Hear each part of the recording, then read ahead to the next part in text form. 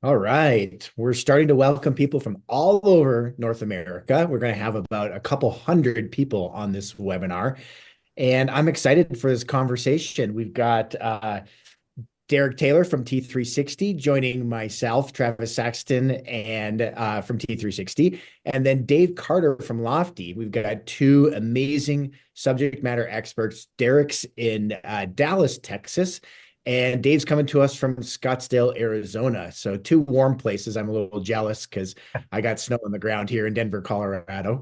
So welcome to this T360 webinar, everybody. Today we are going to hit some heavy hitting topics for the real estate industry. It's timely and important. And my monologue here is going to start with I've been watching this industry transform and grow for the past 15 years. My first 7 years was a lot more technology and innovation focused, and the last 8 years has been much more on the macro side of the real residential real estate industry. And we've seen after I joined T360, the amplification or the severity of the risks that have been hitting our industry has just exponentially increased, partly because of the severity of them, with obvious challenges we've faced with the NAR DOJ lawsuit recently. And then part of the other part of this goes to T360's kind of heritage and DNA, really getting under the hood of all the risks and opportunities in the industry. We published the T3 Danger Report, working with NAR. We recently published the Opportunity Report, working with homes.com. And of course, every year we publish the T3 Trends Report.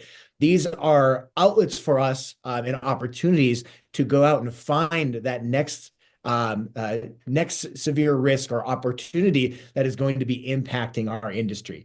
Today, we're going to be talking about the new TCPA rules that are going into effect. Derek is our resident subject matter expert, and we've had the privilege of working with Dave Carter and the team at Lofty, who are forward-thinking and really leaning into this area because they see it as a big opportunity, turning it from a risk to an opportunity as well.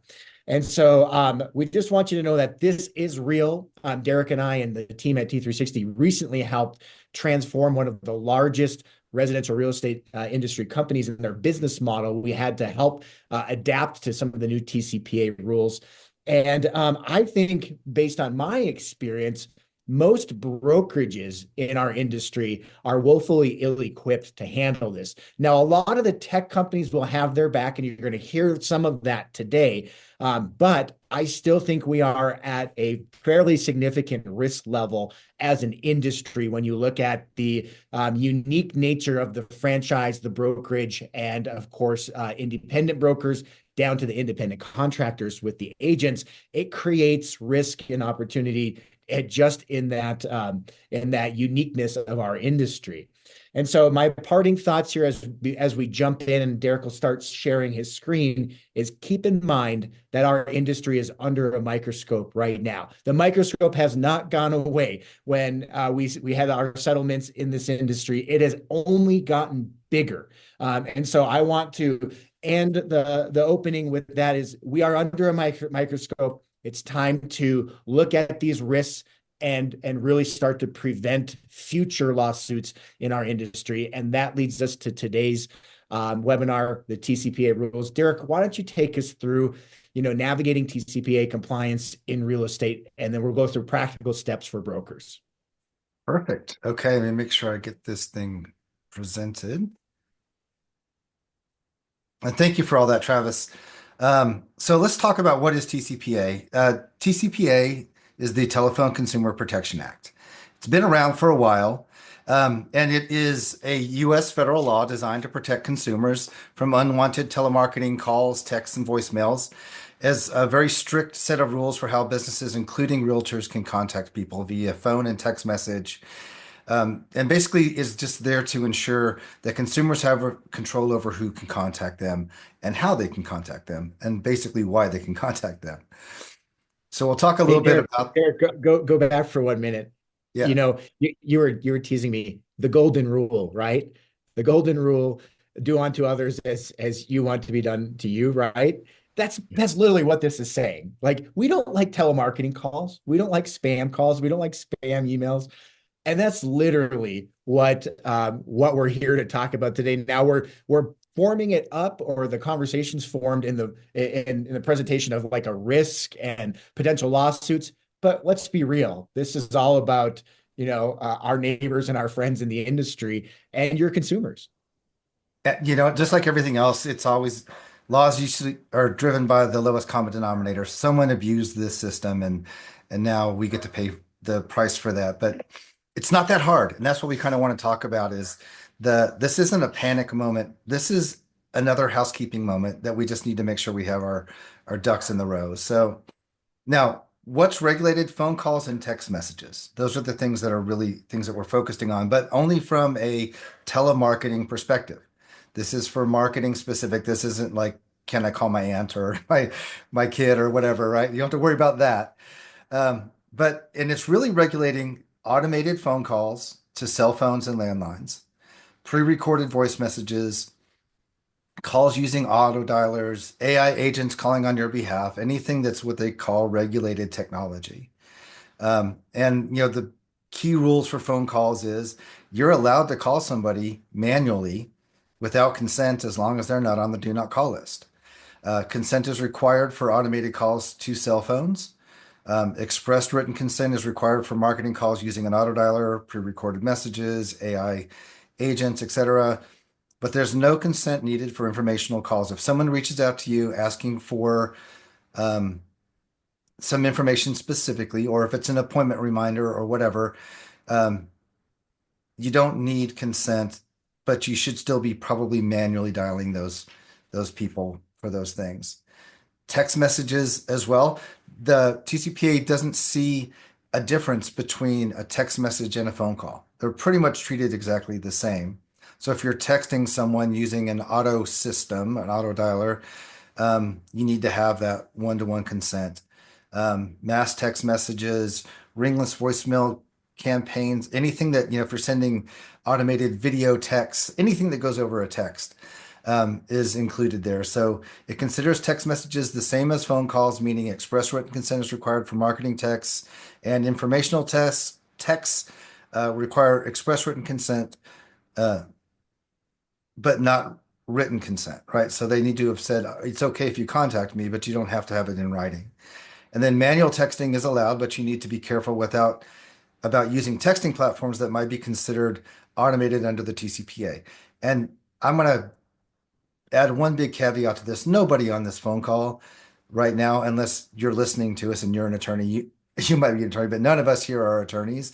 So if you want specific information about what is actually included into regulated technology, please reach out to your attorney. For more details about TCPA and the specific laws, please reach out to your attorney on that. We wanted this to be an informational webinar for everyone. And Derek, I'll mention here, because there might be people on the call that are tuning in and going, well, none of my agents use auto dialers, or none of my agents use ringless voicemail drops. But what I'm here to say is, even when you look at our friends from Lofty, they're innovating so fast. We just had a conversation before this about all that new AI that Lofty's putting into their platform. And naturally, that stuff happens so fast. It's breakneck speed in our industry right now. So you might not be using these things right now, but very likely you could be using things like AI voice or something like that in a couple of weeks, because your web platform decided to add it in or integrated with a partner. So this is a more of a pay attention type of moment. Even if you don't do these things, this is an important conversation. Yeah. In addition to that, there's AI salespeople are selling to your agents and to agents right now. Every day, they're getting text messages probably right now saying, "Hey, use our technology that is going to be considered regulated technology." They don't know that necessarily, and the people selling it to them, unfortunately, sometimes are not telling them these things. So there is risk there. So they may not be doing it now, but there's going to be a lot of pressure on them to do it in the future. Okay, so let's break down what's changing, Derek. Take us through, what does this mean to our industry? Perfect. So the rule change, the big rule change is in January 2025, I guess January 27th exactly. They're enhancing the consent that consumers need to understand who they're submitting a lead to and the control of the topic of the conversation. So instead of a general consent saying anyone can call me, the consent now should be someone specific. It should be Dave Carter can call me about this specific topic. It's not just anyone who I sell the lead to if I'm a leads distributor.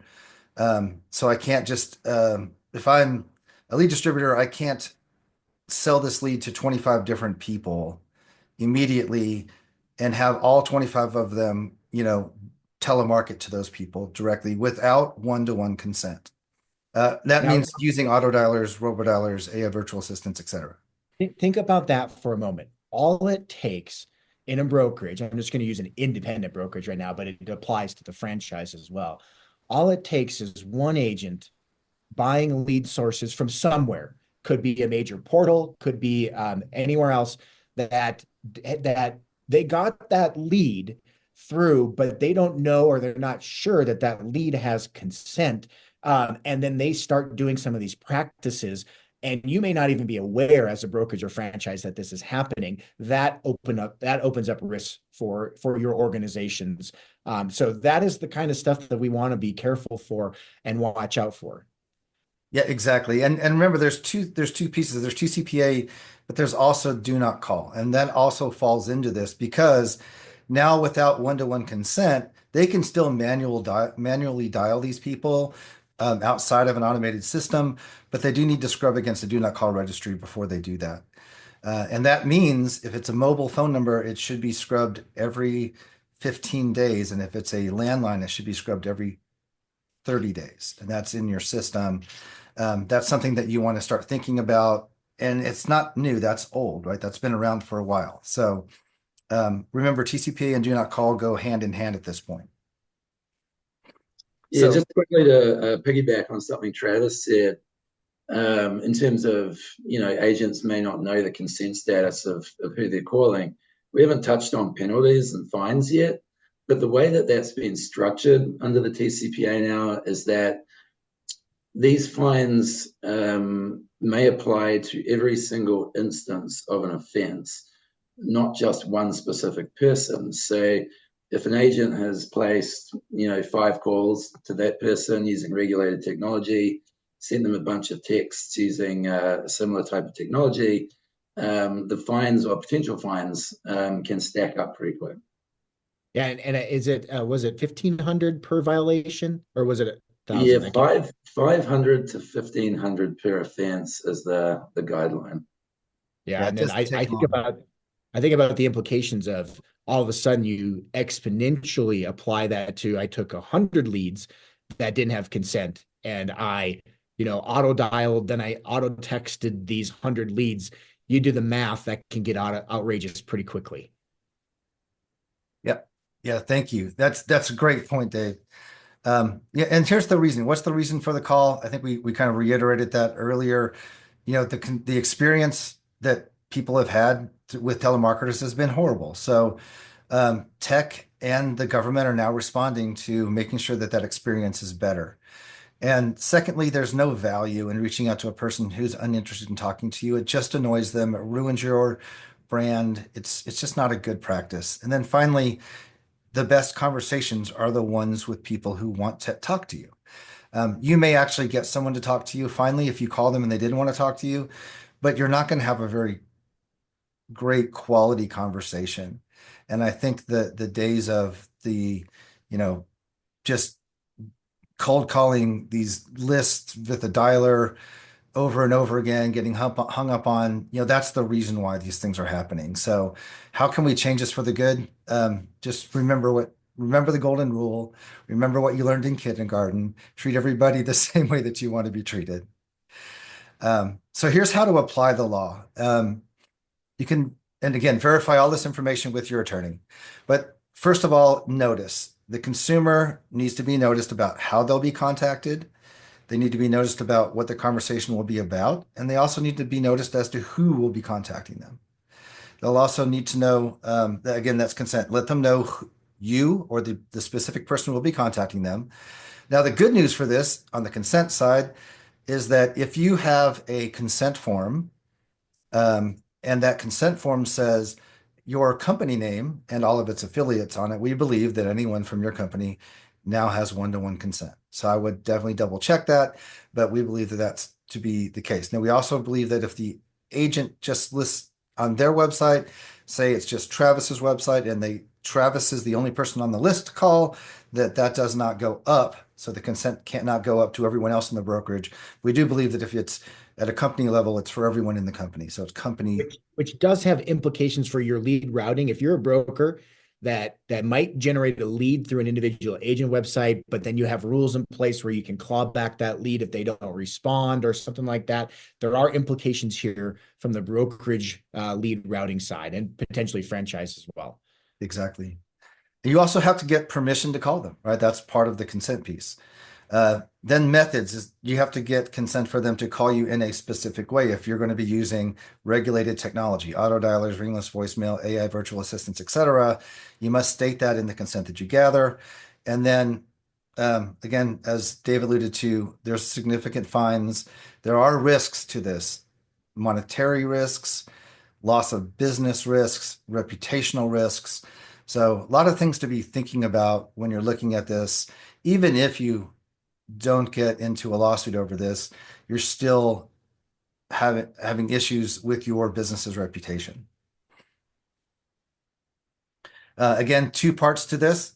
Who consumers need to know that they're submitting a lead to a specific company and or individual specifically, and then what is the context of that phone call. If they reach out to you about a specific property, 123 Anywhere Street, and you pass that on to, say, your mortgage partner at that point does not have permission to contact them via automated systems, because that was not the purpose of them reaching out to you. So you need to stay on topic for what they reached out to you if you're going to be using those regulated technology systems. And we also want you guys to think about this. We don't believe that the large lead resellers are going to want to sell you less leads in the future, which kind of we think will be a result of this. If you have to have one-to-one consent, then it's going to be more difficult for those bigger resellers to get one-to-one consent for 50 people or 50 companies and then sell them that same lead 50 times. But what they might do is pass that on with limited consent. So you've got three different kinds of consents, what I'm trying to say. You have no consent. That's, let's say you bought a list of for sale by owners from a company. That probably comes with absolutely zero consent for you to contact them for any reason whatsoever.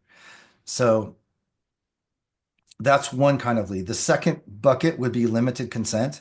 Yes, you have consent for someone to reach out to them. You don't know what it is exactly. Those are probably leads that will be coming from some of these lead resellers, and you just need to realize that you need to figure out how to get one-to-one consent if you're going to be using regulated technology to contact them. And then you'll have one-to-one consent.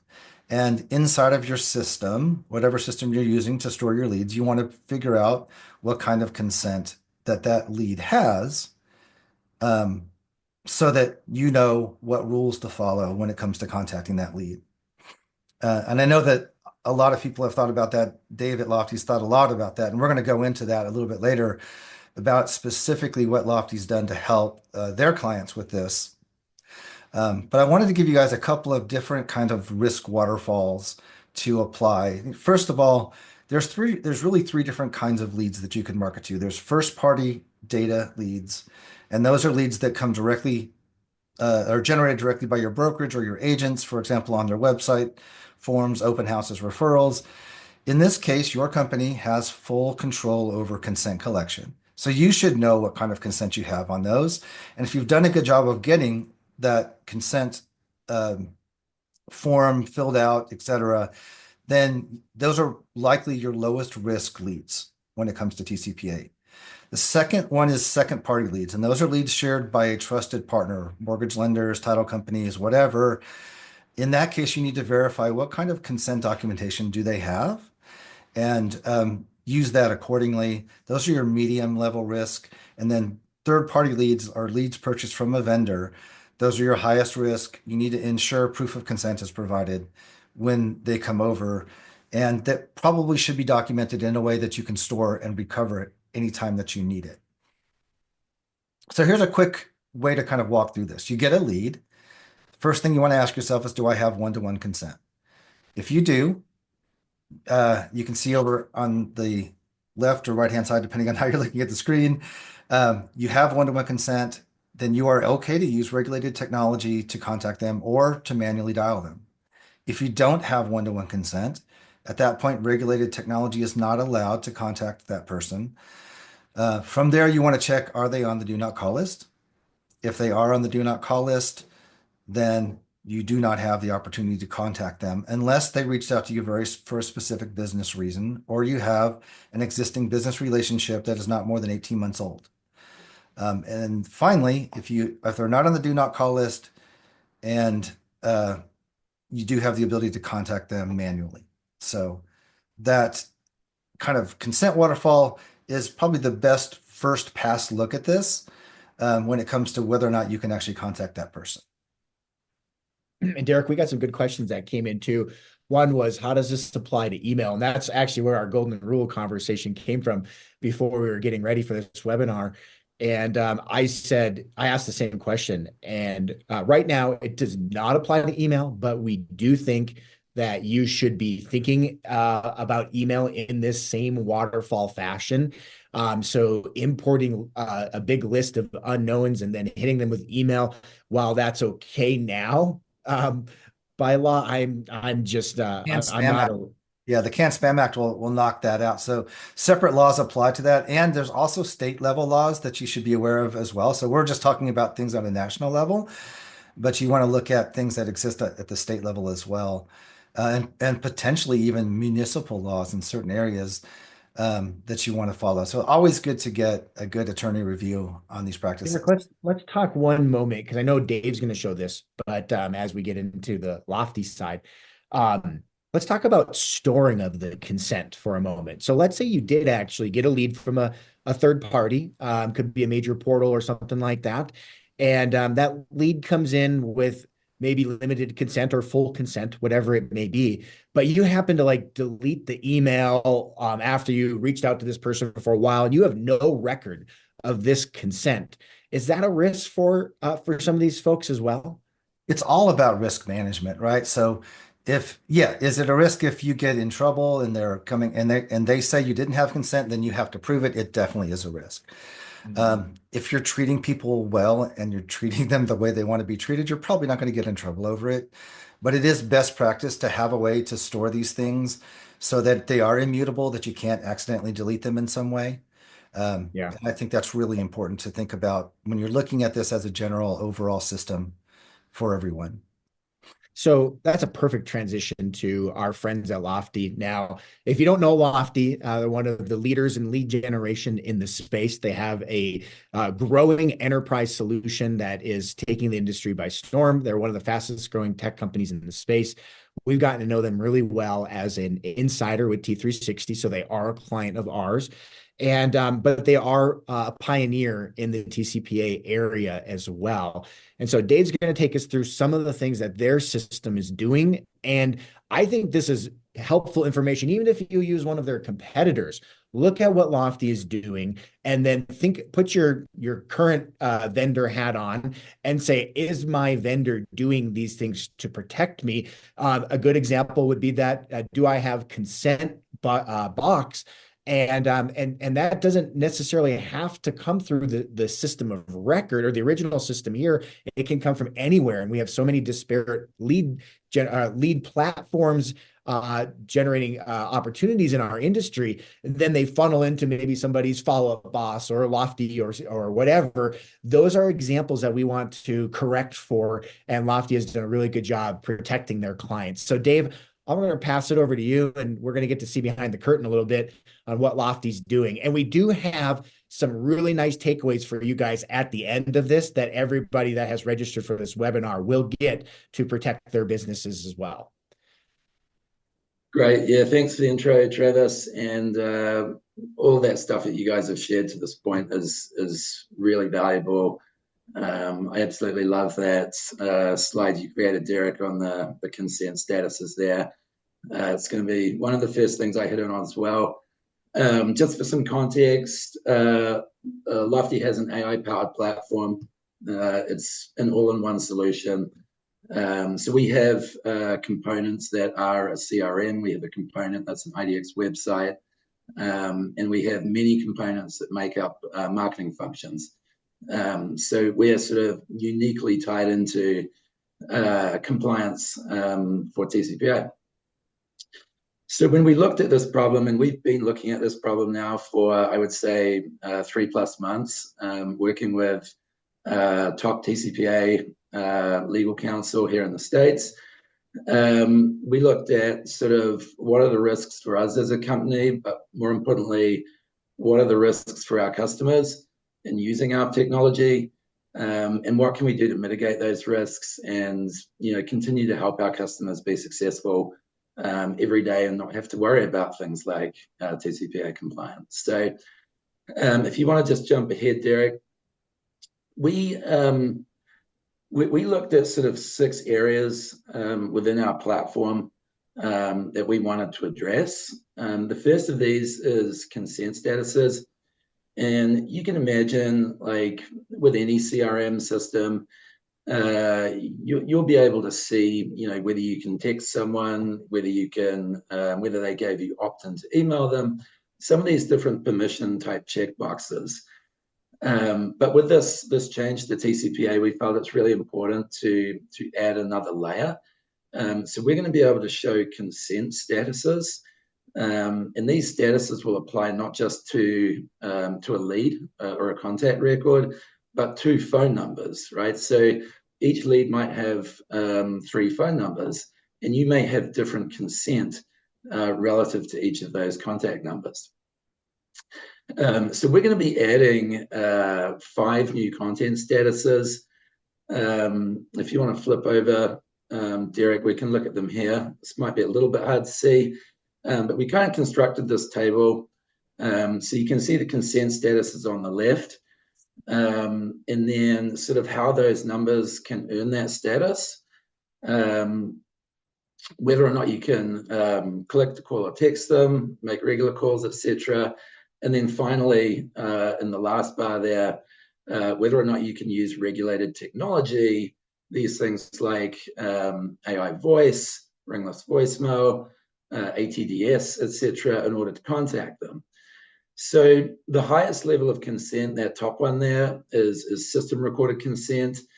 We are going to be applying this to any new lead that comes into Lofty that we capture through our system. So most likely that comes in through a web form or an account creation, where a person is going to be giving express one-to-one consent via that form, via the checkbox options, etc.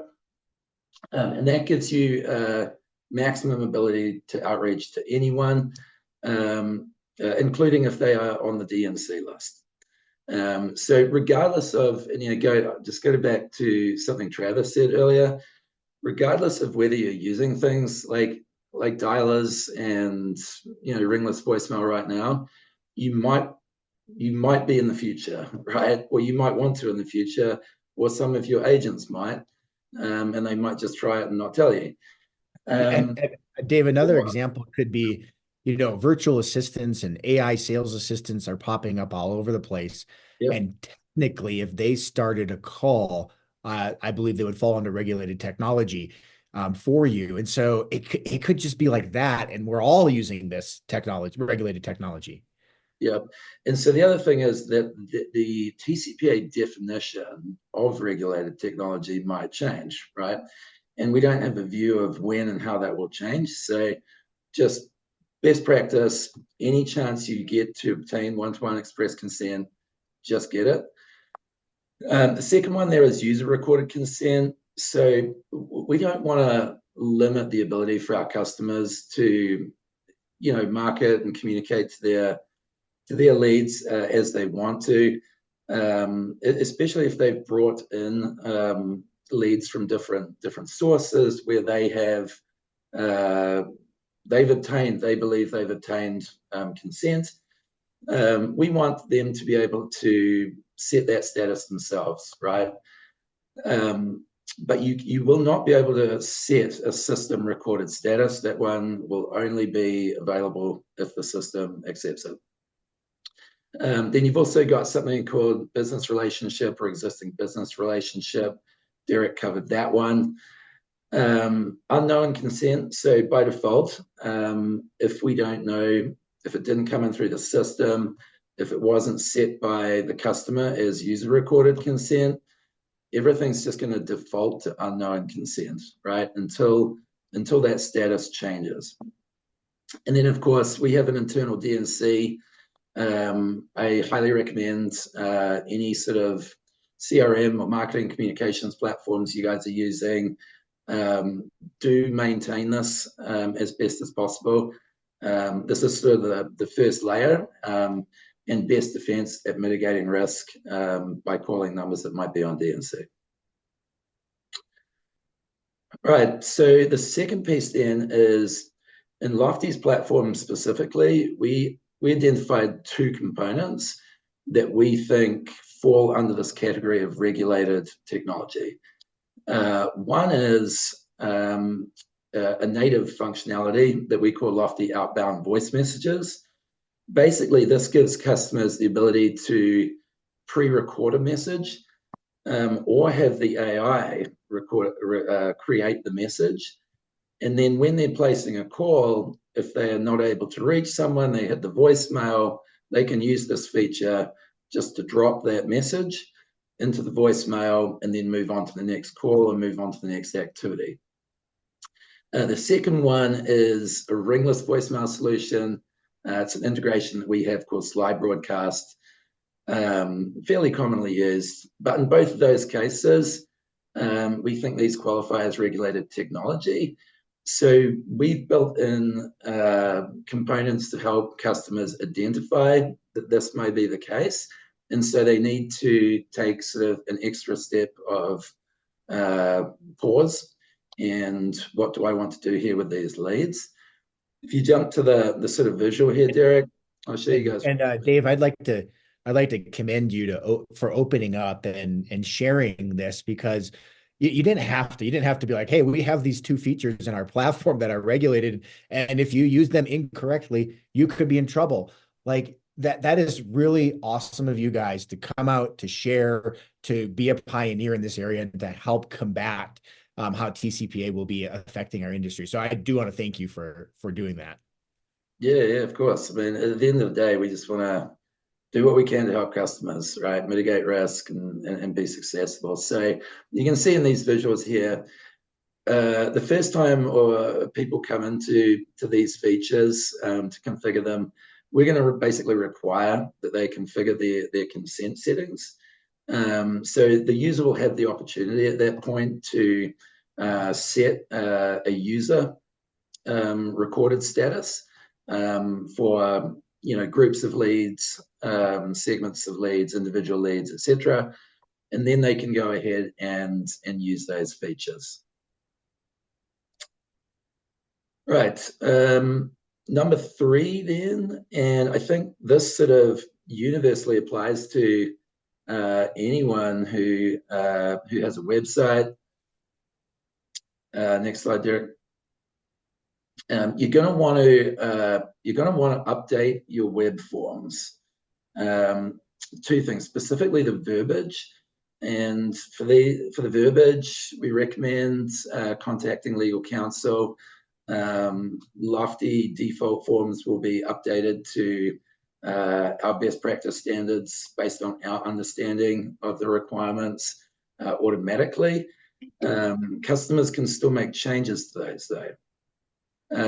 Many forms and many people for a long time have included agreement to privacy policies as well as terms of service, and those are still good things to do. But we also recommend the inclusion of something called an e-signature disclosure, which is basically the the paper trail or digital agreement, if you will, that gives express one-to-one consent. So again, Lofty forms will be updated automatically to include these things. Customers can make edits as needed, but we can't guarantee changing these things will be as compliant as leaving in the defaults. So in any case, regardless of what system you're using, CRM or websites, if you're using lead capture forms, go and have a look at those, sense check them against best practices, and get some advice on whether or not you think you should make some updates. Yeah, real estate Dave, is super hyper local, and the laws are hyper local. So that's why I think it's important to really have this reviewed. And also I see some of the guests here are international. This applies only for internal US only. So there are different laws for different countries as well. Sorry, Travis, go ahead. oh, that's okay. Dave, is this live now on the Lofty platform or coming soon, or just give us a little update on the timing there? Yeah, it'll go live actually in a release scheduled for early next week, Okay. along with different training and help desk type articles.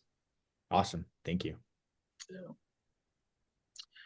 All right, so the fourth area then is what do you do with existing leads, right? Most agents, teams are going to have databases ranging from 200 to 2,000 leads. I was at a conference the other day and had people tell me, how many leads do you have in your database? Someone said 450,000. So I guess there's a pretty big range, yay for that person. But in any case, you in terms of best practices, right? Even though you can still reach out to these folks on a one-to-one basis, you can still call them from your phone, you can call them from a landline, you can most likely send them text messages, you can use click to call through CRM platforms as well, based on our understanding. But unless you can prove one-to-one consent, you're not going to be able to use some of the regulated tech. So, as best you can, you want to try to encourage all of those leads to reestablish consent, most likely by driving them back through your website.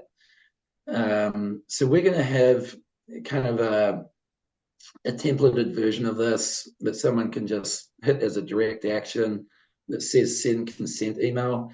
And I haven't seen that template yet. I imagine that includes some sort of legalese info about why they might want to reestablish consent with us. And that will send the lead or the user back through the website and have them re-register through the new web forms so that we can collect that one-to-one consent and then store it within the system. There's also more creative ways to do this, right? Lofty, for example, includes things like property alerts, market analysis reports, different types of marketing communications that you can send via email that are actually more valuable to the lead, that would encourage them to go back to your website to consume that information and thus have to reconsent. What I love about this is agents are always saying, I know I need to reach out to my database, but I don't know what to say. I don't know why I want to talk to them. This is a perfect example of why you can just give them a quick call and say, hey, look, some things have changed marketing wise. I want to be completely transparent with you and make sure that I have your consent to do the things I need to do to talk to you. And it builds trust. It's perfect for transparency. It's exactly what we need in our industry. So don't be afraid to make an email or something like that, reasons to reach out to them so that you can get that information. And I think your clients will appreciate that as well. Yep, 100%. Right. Someone mentioned this earlier, I think maybe Travis, in terms of you want to get this one-to-one consent, but how do you store it, right? And that's going to be dependent on how you got the consent, what systems you're using, what your tech stack looks like, etc. For Lofty customers, we've developed our own version of consent record. So every time a new lead is created or captured in our platform, it will include this digital record of consent, including timestamps around what activity occurred, where the consent was received, what the lead source was, all the details of the contact, etc.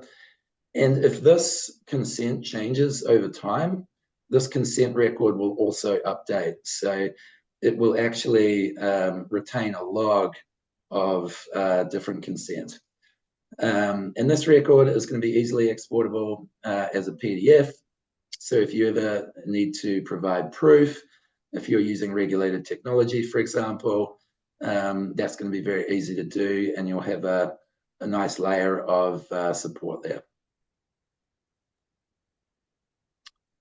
And then finally, we touched on this too, like handling of third-party leads. I thought Derek's advice on this was spot on.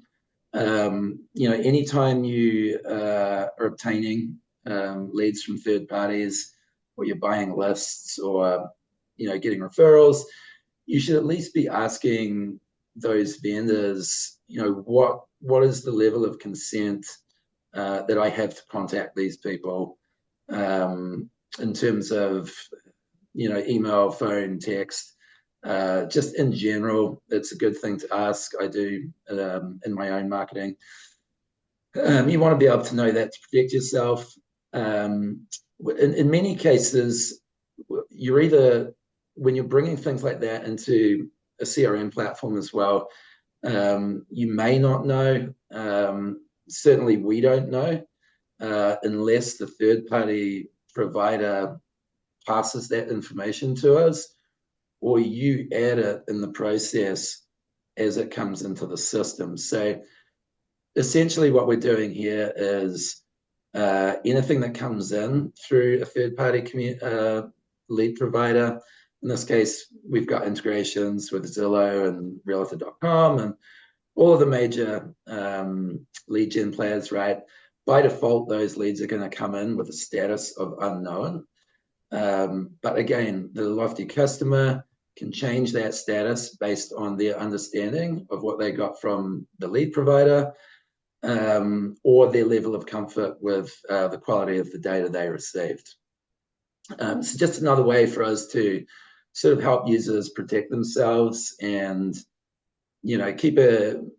provide a higher level of visibility of consent status that's more consistent across the database, and therefore sort of more trustworthy and easier to use throughout the platform. Awesome. And that's sort of the 6 areas that we focused on. I probably shouldn't say this, but I'll tease it because I think it's awesome.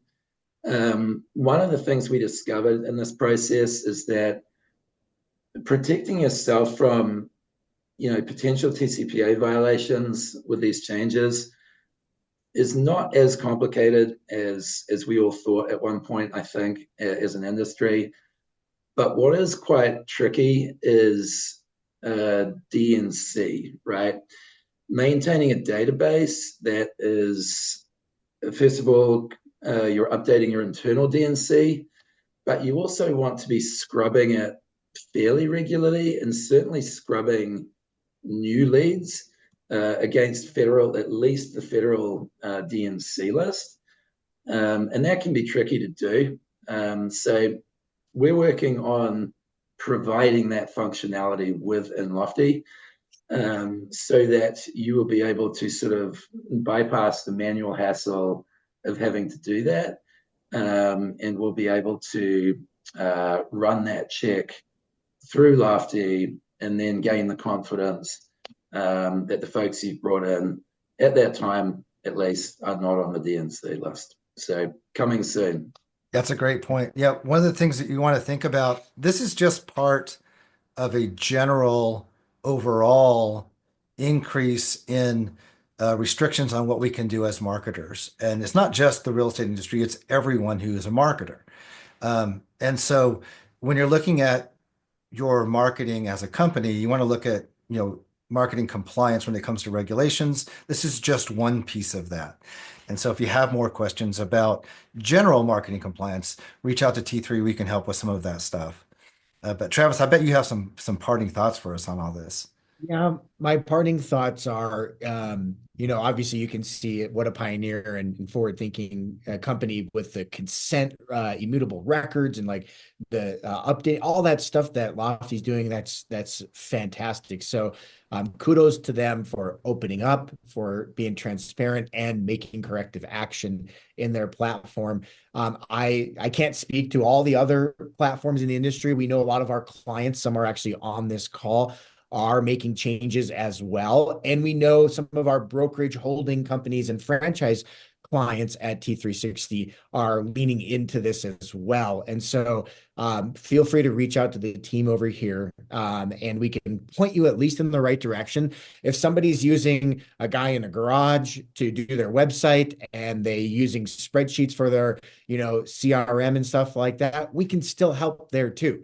To make sure that you're pointed in the right direction, so that you understand you're covered there. So that would be one of the major parting thoughts. And then the last one would be, Derek, you wrote a piece. Why don't you describe the deliverable that we're going to give to everybody that joined, and then we will publish at T360 as well. Yeah, thank you. So yeah, we put together a 10-step TCPA compliance action plan for brokerage leaders. And we want to make sure that everyone on this call gets a copy of that. So we will be sending that out to all the people who attended. Just a kind of a general 10-step checklist of things to do overall from an enterprise level. It helps you if you're an agent as well to look in to see what your brokerage leaders are doing and encourage them to make compliance changes if they need to make them as well. But we know and have worked with some of the most amazing brokerage leaders in the country. They're all focused on this. Everyone, I think, as an industry, got focused a little bit later than normal because of everything that has been happening. But the industry now is really fully focused on making sure that this happens. Again, January 27th is when this goes into effect. And then another change happening in April. So you may want to remember the April change will be about the ability to take your consent away. So the ability for the consumer to say, I no longer consent, and the rules for that will be a separate conversation. But just remember that you'll have to figure out how to make sure that the consumers can remove consent in a way that is compliant with what TCPA is requiring. There we go. And that's it. Thank you everybody for attending the T360 webinar. Special thank you to Lofty and to our subject matter expert here, Derek Taylor. Thank you all. Great turnout, and have a wonderful day. Thank you, Derek. Thanks, everybody.